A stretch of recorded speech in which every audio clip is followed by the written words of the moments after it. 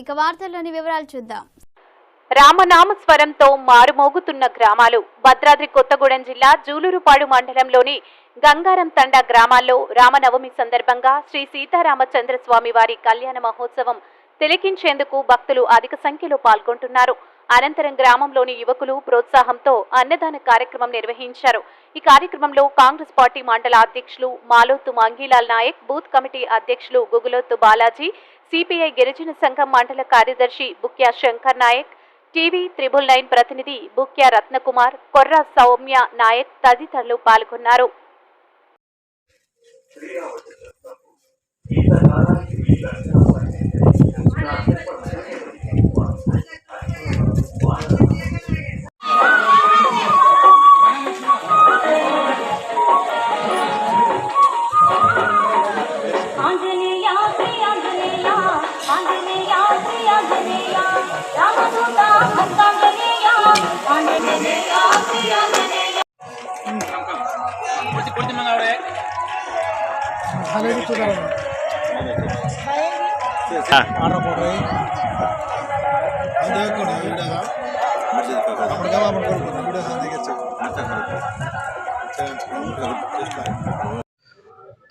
Jai Sriram.